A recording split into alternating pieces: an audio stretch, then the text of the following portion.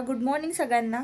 तर वर्षभरासाठी आपण जे काही तांदूळ भरून ठेवतो घरामध्ये तर तेच आज भरायचे। तर ती धान्याची जी कोठी आहे ना तर ती स्वच्छ करायची आज आणि उन्हाला छान द्यायची आहे, जेणेकरून वर्षभर आपण जर त्यामध्ये तांदूळ भरून ठेवले तर कुठल्याही प्रकारचा किडा होणार नाही। आणि मी ते वर्षभरासाठी तांदूळ कसे स्टोर करून ठेवते हे सुद्धा मी तुमच्याबरोबर आजच्या व्हिडिओमध्ये शेअर करते। व्हिडिओ कंटिन्यू करा। तर आता 10 वाजलेले आहेत ना, तर पुन्हा एकदा चहा घेण्याची वेळ झालेली आहे। आज आहे संकष्ट चतुर्थी। तर गणपती बाप्पा, तुम्ही पाहिलेली जी काही स्वप्न असतील ती सगळी चांगली चांगली स्वप्न लवकरात लवकर पूर्ण करो।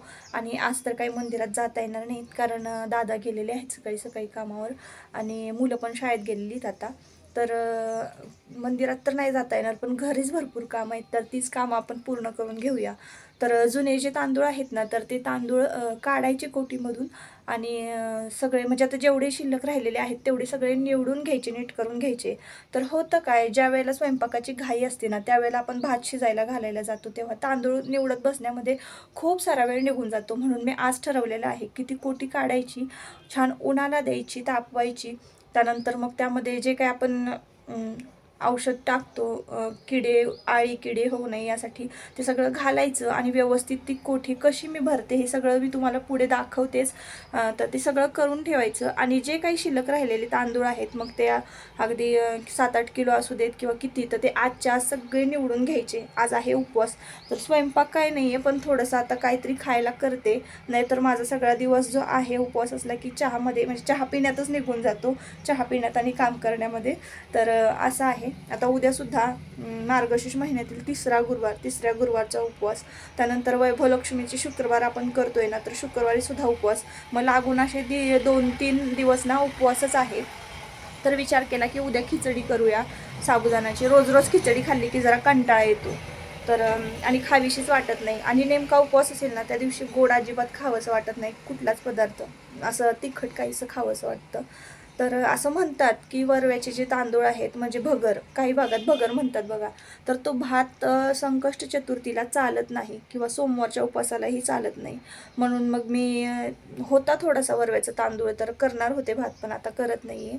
तर असो, आता चहा घेते आणि मग ब्लॉग पुढे कंटिन्यू करा। तर ताईंनो, आज आहे बुधवार आणि संकष्ट चतुर्थी। तर बुधवार दिवशीचाच हा व्हिडिओ आहे, शूट केलेला होता म्हणून म्हटलं चला अपलोडसुद्धा करूया। तर बुधवारचं सकाळचं जे रुटीन होतं संकष्ट चतुर्थीचं त्याचा व्हिडिओ मी आधीच अपलोड केलेला होता। तर दुपारपासून ना या व्हिडिओला म्हणजे सुरुवात झालेली आहे। तर मी ना हा सुद्धा व्हिडिओ जो आहे तो त्याच व्हिडिओमध्ये अटॅच करून अपलोड करणार होते, पण व्हिडिओ खूप मोठा होतो ताईंनो, अगदी 15-20 मिनिटाचा 25 मिनिटाचा व्हिडिओ जर झाला तर तुम्हाला कंटाळा येईल। म्हणून मग मी हा जो व्हिडिओ आहे त्या पहिल्या व्हिडिओला अटॅच केला नाही, तर म्हटलं चला हा दुसरा जो पार्ट आहे तो तुमच्याबरोबर शेअर करूया। तर दुपारची वेळ होती आणि बघा इकडे मी खाली तांदूळ काढायला आली होते। आता हा व्हिडिओ जो आहे ना तर मी तो तुमच्याबरोबर त्या दिवशीचा शेअरसुद्धा केला नसता बुधवारचा, पण महत्त्वाची गोष्ट आहे की वर्षभरासाठी आपण कसे धान्य भरून ठेवतो, तर म्हटलं चला तुमच्याबरोबर सुद्धा शेअर करूया, जेणेकरून तुम्हाला सुद्धा काही टिप्स ज्या आहेत ना तर त्या तुमच्या उपयोगी पडतील। तर बघा आता हे जुने तांदूळ जे आहेत मागच्या वर्षी भरून ठेवलेले, तर ते सगळे मी आता काढून घेणार आहे या कणिकमधून। तर ही धान्य साठवायची जी काही कोटी आहे, कणिक आम्ही म्हणतो, म्हणजे धान्य साठवायची हे जे डबा आहे तर त्याला तुमच्याकडं काय म्हणतात मला नक्की कमेंट करून सांगा। तर आमच्या माहेरी ना याला कणिक कोटी म्हणतात आणि सासरी कणिक म्हणतात, तर प्रत्येक भागातली भाषा वेगवेगळी। तर मी तर आता कणिकच म्हणते बघा। तर ही कणगी जी आहे ना तर ती आता आपल्याला उन्हात ठेवायची आहे। जे काही धान्य जुनं जे होतं तर म्हणजे अगदी किती असेल बघा, अंदाजे तुम्हाला सांगते 7-8 किलो तांदूळ असतील, तर ते मी काढून घेतलेले आहेत, जुने आहेत त्यामुळं। तर घरामध्ये आपण जेव्हा नवीन धान्य भरतो तर जे जुनं धान्य आहे ना ते आधी वापरात घ्यायचं असतं आणि मग नंतरच आपल्याला नवीन जे धान्य आहे ते वापरायला काढायचं असतं। तर म्हणून मी जुने तांदूळ जे आहेत ना ते आधी वापरून घेणार आहे, मगच जे नवीन तांदूळ आहे ते वापरायला सुरुवात करणार आहे। तर इकडे कणिक ना मी छान झाडून वगैरे घेतलेली आहे, स्वच्छ करायची। तर ही जी कणिक आहे ती आपल्याला धुता येत नाही, तर ती छान ना उन्हाला द्यायची बघा. धुतल्यानंतर गंज वगैरे चढणार आहे, कारण ती पत्र्याची वस्तू आहे, तुम्हाला माहिती आहे. तर 100 किलो धान्य यामध्ये आरामात आपण स्टोअर करून ठेवू शकतो वर्षभरासाठी. तर ही कणिक ना छान उन्हाला द्यायची. तर 2-3 दिवस तुम्ही ह्याला कडक ऊन जरी दाखवलं ना तरी चालेल. तर यामध्ये जे काही मॉइश्चर आहे, नाहीतर जे काही आळी जाळी किडा होण्याची शक्यता असते ना, तर हे सगळं जे काही म्हणजे बुरशी वगैरेचे प्रकार असतात बघा, येतात ओलाव्यामुळे कणगीला बुरशी वगैरे होती. तर अशा गोष्टी होत नाहीत, म्हणून ना 2-3 दिवस ही कणिक वाळून आपल्याला चांगले उन्हामध्ये कडक वाळवून घ्यायची आहे. तर पुढे धान्य कसं भरायचं हे सुद्धा मी तुम्हाला सांगते, पण त्याआधी एक रेसिपी सांगते. तर बघा ताईंनो, घरामध्ये ना शेंगदाणे म्हणजे शेंगा भरपूर आहेत, भुईमुगाच्या शेंगा फोडलेल्या नाही आहेत, त्यामुळे शेंगदाण्याचा कूट केलेला नाही आहे. तर त्याची प्रोसेस खूप मोठी आहे. सध्या मला आता हे काम लागलेलं आहे धान्य भरायचं, तर त्यामुळं ना मी शेंगदाणे फोडून लगेच कूट नाही करू शकत. शेंगदाणे फोडायला खूप वेळ लागतो, तर घरामध्ये शेंगदाण्याचा कूटच नाही आहे. आता हे काम माझं झालं की मी लगेच शेंगा फोडायला घेणार आहे. तर काही ना काहीतरी काम असतंच बघा ताईंनो, फ्री असं कधीच नसतं. तर ना कूट नव्हता, तर मग खिचडीसुद्धा मी केलेली नव्हती. तर करायचं तरी काय, आणि ऐन वेळेला जरा काम जास्त असेल ना तर त्या दिवशी भूक लागते बघा. तर मी आज ठरवलं होतं, कारण उपवास आहे, काहीच खायला नको, चहा वगैरे पिऊन आपलं भागतं माझं, कारण मी फ्रूट पण नाही खात ना, त्यामुळे मला भूक लागते. तर घरामध्ये साबुदाणा होता, तर तो साबुदाणा बघा, मी 1 कपभर साबुदाणा ना मिक्सरला छान बारीक वाटून घेतलेला आहे, आणि 2 मिरच्या त्यामध्ये घातलेल्या आहे, आणि 1 कच्चा बटाटा ना छान साल काढून फोडी करून घेतल्या आणि छान मिक्सरला बारीक केलेला आहे. तर त्यामध्ये बघा 4 ते 5 चमचे आपल्याला मोजून पाणी घालायचं आहे. जर थोडं तुम्ही जास्त घातलं तरीही चालेल. आणि ह्याचं बघा असं पीठ तयार करून घेतलेलं आहे. आणि आता याचे आपण करणार आहोत वडे, म्हणजे भजे वडे तुम्ही काहीही म्हणू शकता. तर उपवासाची भजी म्हटलात तरीही चालेल. तर हीच रेसिपी आहे ना मी यूट्यूबलाच बघितलेली होती. तर मी तरी पहिल्यांदा करते बरं का ताईंनो, कारण मी तुम्हाला जे काही आहे माझं, मी जे करते काय, तर ते सगळं मी तुमच्याबरोबर खरं खरं तुम्हाला सांगत असते, शेअर करत असते. तर मी स्वतः ही रेसिपी जी आहेत, इन्स्टंट वडे म्हणूया आपण, लगेचच म्हणजे कूट न घालता, शेंगदाण्याचा वापर न करता आपण साबुदाण्याचं काहीतरी वेगळा प्रकार आज करणार आहोत. तर ते मी थोडंसं पाणी घालून बटाटा आणि साबुदाणा 2 मिरच्या घालून छान वाटून घेतलेलं आहे, बारीक त्याचं पेस्ट म्हणजे पीठ तयार केलेलं आहे.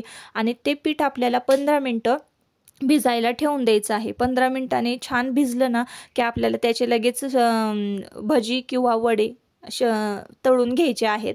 तर 15 मिनिटात छान भिजेल पीठ. तवर म्हटलं चला हे राहिलेले जे तांदूळ आहेत, तर तुम्ही पाहत असाल पातेलभर तांदूळ आहेत. मला तर असं वाटतंय की तांदूळ जरा 10-12 किलो असावेत. तर काय अंदाज लावता आला नाही मला, पण जेवढे काय आहेत म्हणजे जे काय आता हे मागच्या वर्षीचं जुनं धान्य आहे, तर ते सगळं निवडून नीट करून पाकडून ठेवावं, कारण ते जुनं झालेलं असतं आणि आळी जाळी होण्याची शक्यता असते.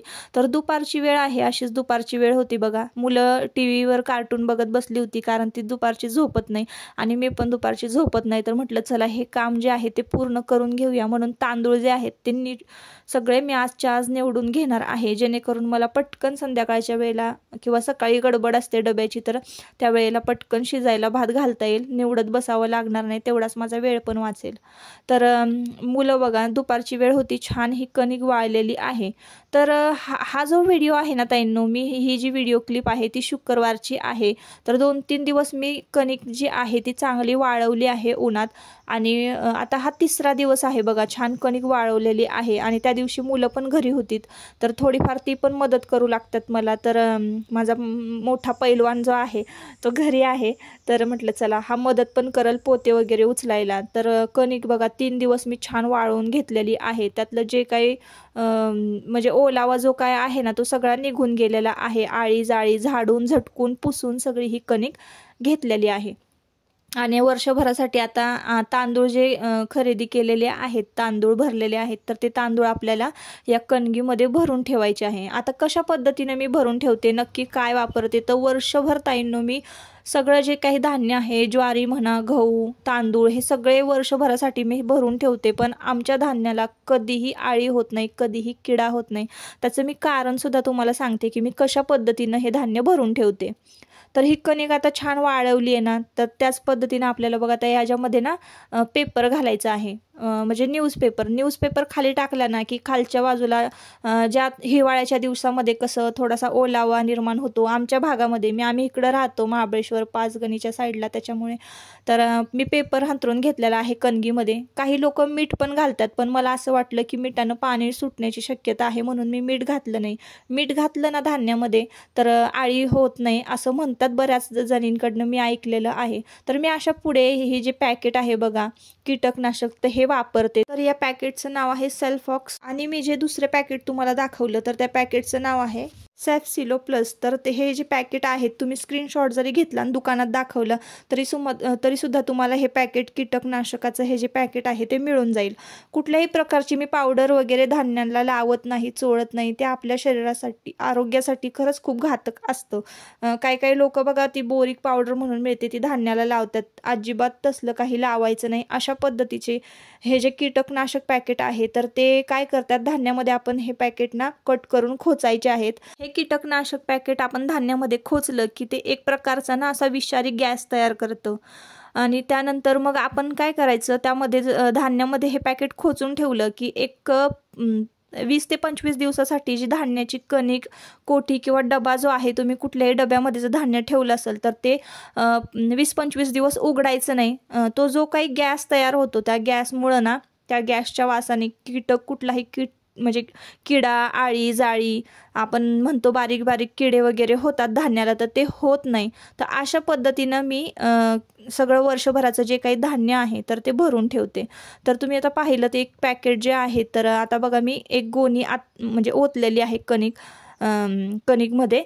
तर आता ना काय करायचं, आपल्याला ते पॅकेट जे आहे कीटकनाशक पॅकेट तर त्या कट करायचं आहे.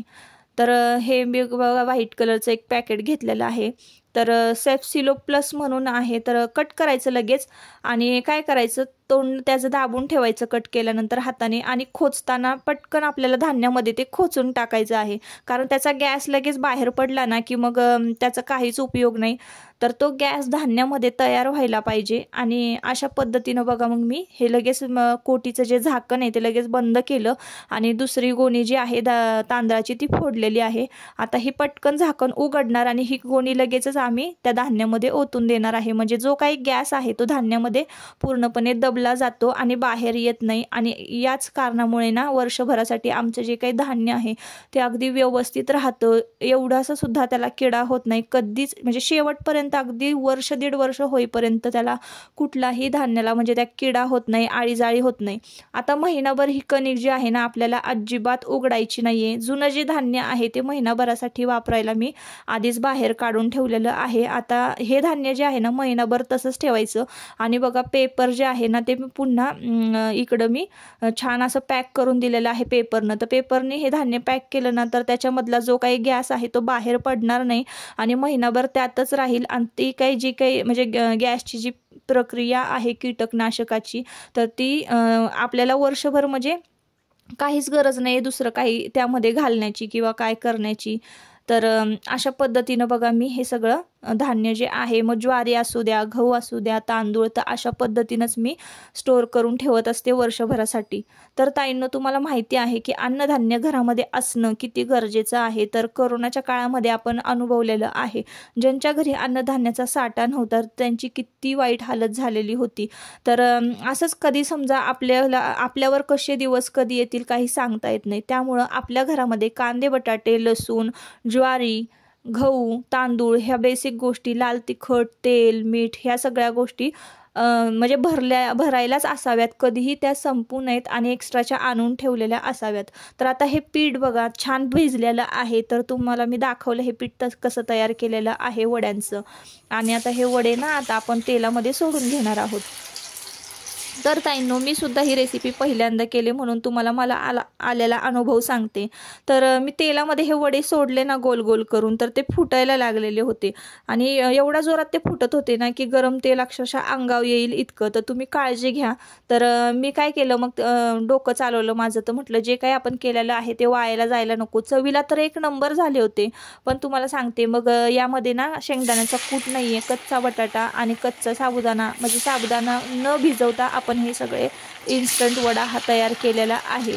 तर पोटासाठी काहीतरी खाण्यासाठी असावं म्हणून मी हे डोकं लढवून हे सगळ्या गोष्टी केलेल्या आहे.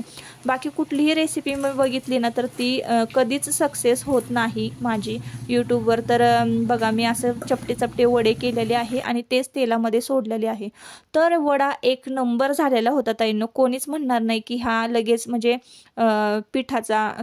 साबुदाण्याचा पिठाचा वडा केलेला आहे किंवा बटाटा अशा पद्धतीनं हे करून केलेला आहे. तर मी तुम्हाला असं म्हणणार नाही की कराच ही रेसिपी, पण मी आपलं शेअर करायचं तुमच्याबरोबर म्हणून केलेलं होतं. वडे वगैरे खाल्ले, छान लागले, वाटलेच नाही. अगदी आपण भिजवून साबुदाणा करतो ना तसेच पद्धतीनं ते वडे झालेले होते.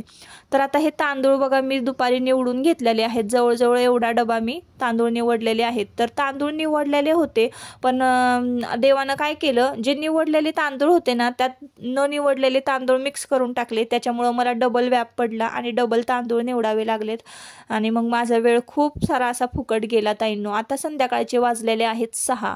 तर 6 वाजलेले आहेत तर म्हटलं चला पटापट हे सगळं आवरून घेऊया. संध्याकाळच्या वेळेला असा पसारा घालून बसायचं बरं नाही वाटत.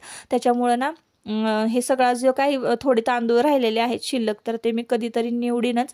तर डबाभर तांदूळ जे आहेत आपले ते निवडून झालेले आहेत आणि आता जवळजवळ आपल्याला महिनाभर म्हटलं तरी काही टेन्शन नाही आहे.